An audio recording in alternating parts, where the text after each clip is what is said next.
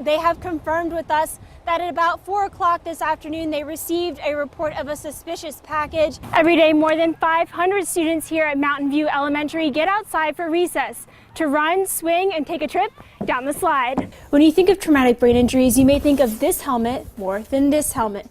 But the results of a new study may surprise you. They wouldn't go into many details about this investigation, but they tell me that operations in the past have led to further charges. Students already met their $10,000 goal for Wednesday, so they will get to see their principals sumo wrestle in these suits.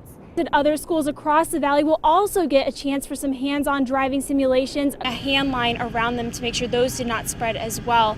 We are still trying to learn more details at this point. Actually have not been able to make it to the scene of the accident. Traffic is just that backed up. That was the W Division, where crews are working on prevention tactics to keep the fire from jumping to the other side of Skyline Drive. Then come over here with me to the west side of Court Square. There's going to be a stage with music, and then up on the north side, there's going to be food trucks. We start with WHSV's Katie Kaler, who joins us live from the fire station in McGaheysville, where Rockingham County Fire and Rescue have set up a mobile command unit. Katie, this fire has been burning since Saturday. This time last night it was 500 acres, and it's grown significantly overnight. Now, what have leaders told you about their progress? Well, Bob and Morgan, Shenandoah Park leaders tell me tonight this fire is more than 2,000 acres. Just to put that into perspective, the whole Massanutten Resort is about 6,000 acres. Park leaders tell me at this point the fire is 0% contained, but they assure me they are actively working to contain this fire. More than 200 crews have joined the efforts, aided by 2 helicopters, a plane, and 8 fire engines. Today crews worked on containment lines using leaf blowers to move things like leaves away from the fire line. They also had help from the helicopter and the flames.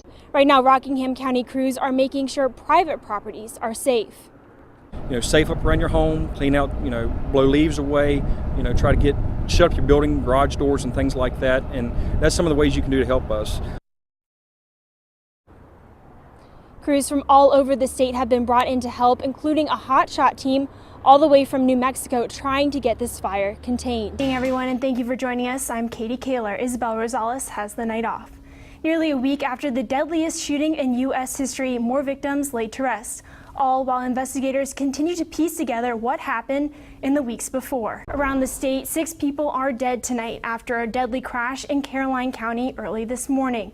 According to Virginia State Police, the van they were traveling in on I-95 ran off the road, then overcorrected, hitting a Toyota Camry. Police say that impact caused the Toyota to spin off the road and the 16-passenger van to flip between 5 and 6 times. 6 of the van passengers were ejected and died at the scene. 10 others were taken to nearby hospitals with serious injuries. Police do not believe any of the van passengers were wearing seatbelts. Driver of the Toyota was not injured. It's the hardest thing I've ever seen. Family members tell me plain and simple, the Burgers are just good people who would do anything for anyone. But after a fire tore through their home Monday, they need a helping hand. People need to look inside of their hearts and see if they was in the same shoes, what would they do? Ralph and Carol Burger, along with their family members, were able to make it out okay, but do not have the money to rebuild the home. The couple is already dealing with health issues, and now family members just want to get them a home in the same place where they've lived for more than 40 years. You think you have everything in life, and all at once everything snapped from you. The family also says they think if the roads leading to the home had been plowed, things would have ended differently. We called 8 or 9 times for them to come to scrape the roads, and nobody did. They had cars all over the road, and nobody did anything about it. If they could have got here, they might have helped. Firefighters tell me they walked through snow up to their thighs, hoping to save the Burgers' home. The unplowed road was a tremendous challenge for our trucks because we actually had about 30-some inches of snow in that area of Stanley, and it was a challenge. And the trucks, we got as close as we could, but without the road being plowed, we couldn't get no further. A family left with nothing, hoping for help and moving on.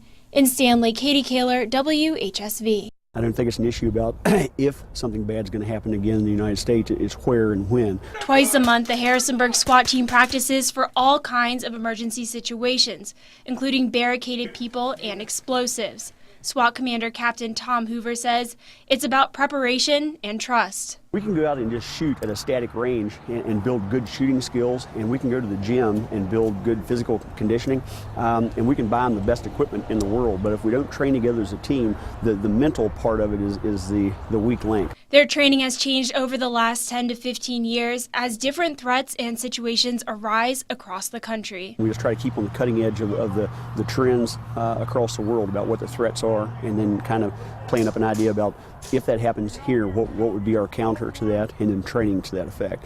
But it's not just about training the SWAT team, it's also important to train those first on the scene, the patrol officers. The first responding officer or two officers can make a difference in an active shooter or a bad situation. Hoover says recent terror attacks, including the one in Brussels, are examples of why this training is important. First officer showing up on scenes like that's well trained and some good equipment can absolutely save lives, and that's kind of what we're out here trying to get out. Working hard to keep you safe. In Harrisonburg, Katie Kaler, WHSV.